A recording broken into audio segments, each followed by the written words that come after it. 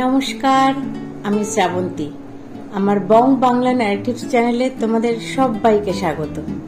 কেমন আছো সবাই? যদিও ইদানিংকালে এই প্রশ্নটা আর করতে ভালো লাগে না আমার, সত্যি বিশ্বাস করো।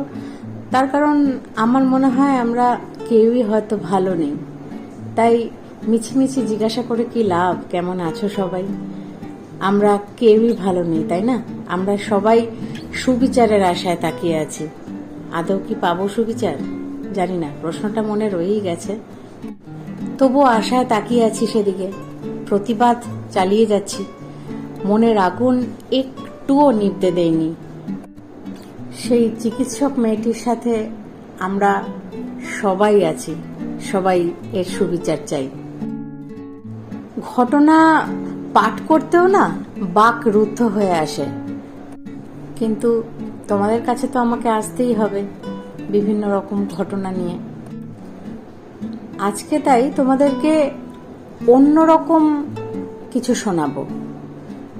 একটাও এই ঘটনা, প্রথম ঘটনা যেটি শোনাবো, আমি জানি না সেটি আদৌ সত্যি ঘটনা কিনা।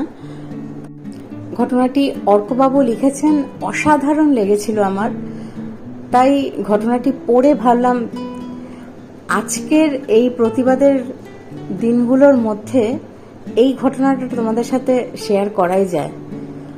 আর আরেকটি ঘটনা নয়, আরেকটি লেখা যেটি আমি ফেসবুকে পেয়েছি, স্বাগতা দে বলে একজন লিখেছেন। অসাধারণ, মানে প্রতিবাদী ভাষা বোধহয় একেই বলে। আমার তাই আজকে মনে হলো তোমাদেরকে এগুলোই শোনাই। প্রথম অর্কবাবুর লেখা সেই ঘটনাটি পাঠ করে শোনাচ্ছি, তারপরে স্বাগতা কি লিখেছেন সেইটি তোমাদের শোনাবো, এবং আমার মনে হয় আমাদের সবার মনে সেই আগুন জ্বলে উঠুক। তাহলে চলো দেরি না করে শুনে ফেলা যাক আমার আজকের প্রথম ঘটনা। নিজের চেম্বারে এতক্ষণ বিমর্ষ হয়ে বসেছিলেন ডক্টর হিমাদ্রি সেন। কলকাতার নামকরা এক সার্জন তিনি। আজ বিকেলের পর থেকে একটার পর একটা অপারেশন করে গেছেন, সবকটাই সফল, শুধু শেষেরটা ছাড়া। অপারেশন টেবিলেই মারা গেছেন পেশেন্ট, যে কিনা তার খুব কাছের বন্ধু কিঞ্জলের স্ত্রী। সেই কারণেই আরো বেশি ভেঙে পড়েছেন ডক্টর সেন। এমন সময় ডক্টর সেনের চেম্বারের দরজায় একটা টোকা পড়ল। Come in. চেম্বারের দরজা খুলে একজন নার্স প্রবেশ করলেন ভেতরে। চেম্বারের ভেতর আসার পর ডক্টর সেনকে উদ্দেশ্য করে সে প্রশ্ন করল, স্যার বাড়ি যাবেন না? অনেক রাত হয়ে গেছে যে। হ্যাঁ, এই যাব। মনটা আজ ভালো নেই। কি থেকে কি হয়ে গেল, বন্ধুর কাছে কি করে মুখ দেখাই? কথাটা বলেই চেয়ার থেকে উঠে পড়লেন ডক্টর হিমাদ্রি সেন। নিজের ব্যাগটা কাঁধে ঝুলিয়ে চেম্বার থেকে বাইরে বেরোতেই তিনি দেখলেন ডক্টর সুজন রায় এগিয়ে আসছেন তার চেম্বারের দিকে। ডক্টর রায় তার থেকে বয়সে অনেক বড়। ডক্টর সেনকে দেখেই তিনি বলে উঠলেন, তুমি বাড়ি যাও, এদিকটা আমি সামলে নিচ্ছি। ডক্টর সেন, তুমি এক নামকরা সার্জন, এইভাবে ভেঙে পড়া তোমাকে মানায় না। পেশেন্টের অবস্থা এমনিতেও ভালো ছিল না। বললাম তো, তুমি যাও, আমি এদিকটা সামলে নেব। ডক্টর সেন আর কথা বাড়ালেন না, আস্তে আস্তে এগিয়ে গেলেন লিফটের দিকে। লিফটে উঠে জি বাটনটা চাপ দেওয়ার সাথে সাথেই ডক্টর সেনের মুখের ভাব পাল্টে গেল। বিমর্ষ ভাবটা কেটে গিয়ে একটা ক্রূর হাসি ফুটে উঠল তার মুখের কোণে।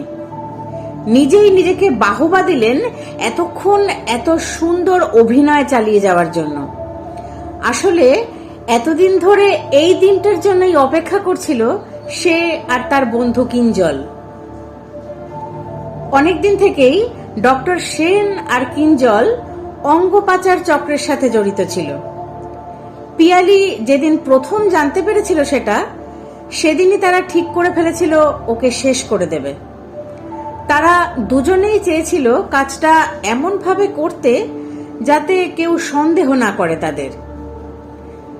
তাই এরপর কয়েকদিন টানা পিয়ালির সামনে অভিনয় করে গিয়েছিল কিঞ্জল। কাজেই চট করে কিঞ্জলকে বিশ্বাসও করে ফেলে পিয়ালি। কিন্তু তারপর থেকে এতদিন ধরে পিয়ালির শরীরে একটু একটু করে বিষ প্রয়োগ করে গেছে কিঞ্জল। কখনো খাবারের সাথে, কখনো জলের সাথে মিশিয়ে দিত সেই বিষ। আস্তে আস্তে পিয়ালি অসুস্থ হতে শুরু করে। ব্যাস, তারপর বাকি কাজটা শেষ করলো ডক্টর সেন। কেউ সন্দেহ করবে না ওদের। পুলিশের চোখে ধুলো দেওয়ার জন্য ডক্টর সেনের ডাক্তারি বিদ্যাই যথেষ্ট।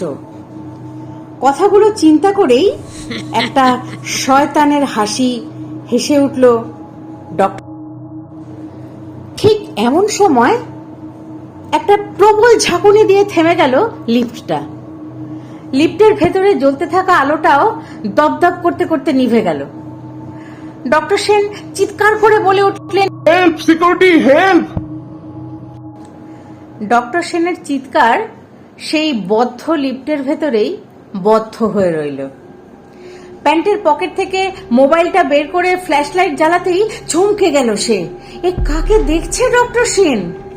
এ তো পিয়ালি, ঠিক তার সামনেই দাঁড়িয়ে।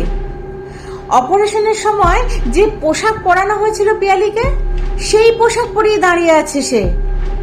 তার চোখে মুখে ভয়ঙ্কর এক প্রতিশোধের আগুন জ্বলছে।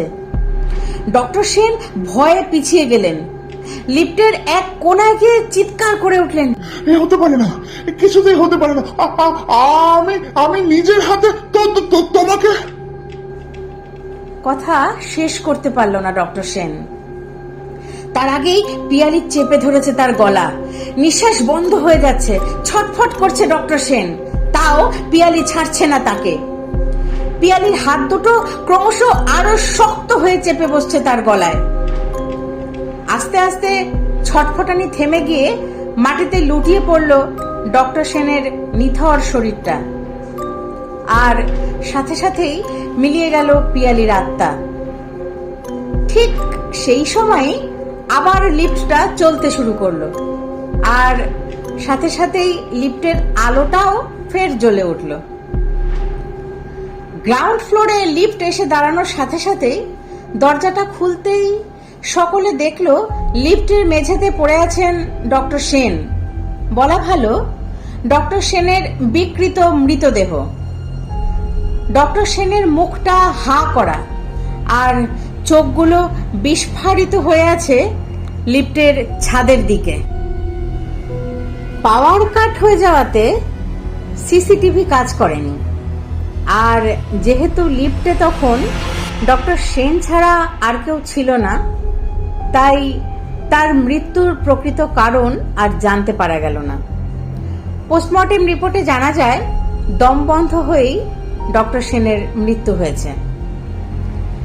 এই ঘটনার ঠিক দুদিন পর কিঞ্জলের ফ্ল্যাট থেকে উদ্ধার হয় তার ঝুলন্ত মৃতদেহ। সকলেই বলাবলি করছিল বউ আর বন্ধুর মৃত্যুতে পাগল হয়ে গিয়ে লোকটা আত্মহত্যা করলো। কিন্তু এর পিছনের আসল সত্যিটা আজও সবার কাছে রহস্য। এই ছিল আমার প্রথম ঘটনা।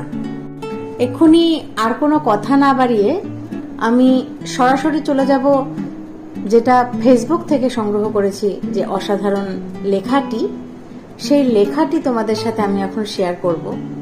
তারপর আমিও আমার মনের কিছু বক্তব্য তোমাদেরকে বলবো।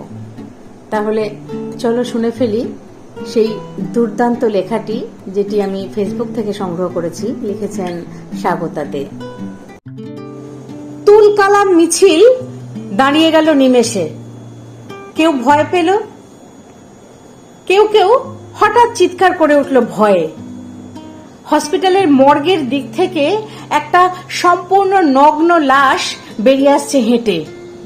দেহে নানান ক্ষত, চোখ দুটোয় রক্ত জমে যেন হয়ে উঠেছে সূর্য, হাতে একটা কাটারি।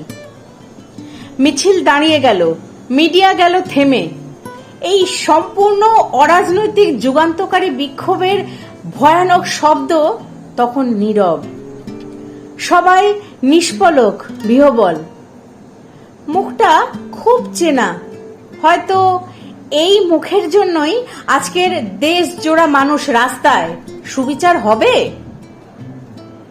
মেয়েটি হেঁটে চলেছে, মুখে অদ্ভুত একটা হাসি, যেন সেই রাতের সম্পূর্ণটা ফিরিয়ে দেওয়ায় উপায় সে পেয়ে গেছে। তার বিভৎস ক্ষত থেকে তখনও রক্ত ঝরছে। সে এগিয়ে গেল। ভিড়ের থেকে একটা ভীষণ বয়স্কা মহিলা কাপা কণ্ঠে ডেকে উঠল হঠাৎ, তুই তুই বেঁচে আছিস মা? তোকে না মেরে ফেলেছে ওই শয়তান? কোথায় যাচ্ছিস এত রাতে তুই? তার দুই পা থামলো, ফিরে তাকালো সেই উলঙ্গ দেহ। হাসিটা হলো আরো প্রগাঢ়। উত্তর এলো, মারতে যাচ্ছি, তোমরা অপেক্ষা করো, তার কাঁটা মুন্ডু নিয়ে ফিরবো আমি। সাথে সাথে উঠল শঙ্খধ্বনি, উলু। হসপিটালের সামনের রাস্তায় তখন উলুধ্বনি ও শঙ্খের আওয়াজে আকাশ ভাঙার উপক্রম। রাত তখন মাঝ বরাবর গর্জনে মগ্ন।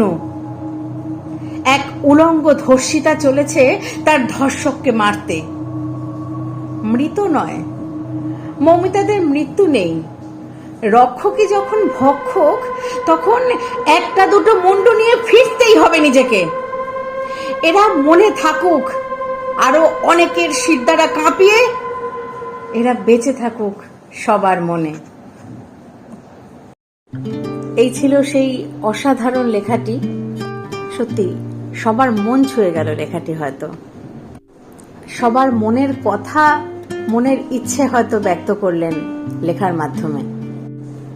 প্রতি মুহূর্তে আমারও মনে হচ্ছে প্রথম ঘটনাটিতে যেরকম পিয়ালি নামক মহিলাটি নিজে এসে শাস্তি দিয়ে গেলেন অপরাধীকে, তেমনি এখন চারিদিকের যা দুর্নীতি চলছে, যা অরাজনৈতিক অবস্থা চলছে, পুলিশ প্রশাসন যেভাবে মুখ লুকিয়ে বসে রয়েছে, তাতে সত্যি সত্যি শাস্তি দিতে যদি এগিয়ে আসতে পারত মেয়েটি, যদি নিজে হাতে এসে সুবিচার করে যেত সবকিছুর, যারা সেদিন রাত্রে এই নৃশংস হত্যাকাণ্ডের সাথে জড়িত তাদের প্রত্যেককে নিজে হাতে শাস্তি দিয়ে যেতে পারত, হয়তো মনের আত্মা সবার শান্তি হতো। সারা পৃথিবীতে যারা এই প্রতিবাদে সরব তারা সবাই হয়তো আনন্দিত হতো। কিন্তু আদৌ কি হবে এরকম? আমারও মন থেকে ব্যাকুল আরতি আমার সেই চিকিৎসক বোনের কাছে, পারলে তুমি নিজে এসে শাস্তি দিয়ে যাও এই সব ধর্ষকদের, এই সব অপরাধীদের, যারা প্রত্যেকে তোমার সাথে হওয়া এই অপরাধের সাথে জড়িত, তাদের প্রত্যেককে তুমি নিজে হাতে এসে শাস্তি দিয়ে যাও বোন। আমরা সবাই মন থেকে হয়তো এটাই চাই। ব্যাস এটুকুই। সুবিচার চাই, সুবিচার চাই, সুবিচার চাই, ব্যাস। এখন আর কোনো কথাই মুখ থেকে বেরোচ্ছে না। আজ তোমাদের জন্য রইল এই পর্যন্তই। যদি আমাকে তোমাদের ভালো লাগে, আমার ঘটনা পাঠ, আমার কণ্ঠ যদি তোমাদের ভালো লাগে, তাহলে প্লিজ লাইক, শেয়ার, কমেন্ট করতে ভুলো না। আর আমার বং বাংলা ন্যারেটিভস চ্যানেলটিকে সাবস্ক্রাইব করে আমার পাশে থেকো বন্ধুরা, যাতে আমি তোমাদের সাথে আরও এগিয়ে যেতে পারি, আরও অনেকটা পথ একসাথে চলতে পারি। আজ এই পর্যন্তই। মনটা খুবই ভারাক্রান্ত হয়ে রয়েছে। সবাই খুব ভালো থেকো, সুস্থ থেকো, আর হ্যাঁ, অবশ্যই সবাই খুব সচেতন থেকো, সাবধানে থেকো, নিজেদের সন্তানদেরকে আগলে রেখো। আজ এই পর্যন্ত। ধন্যবাদ।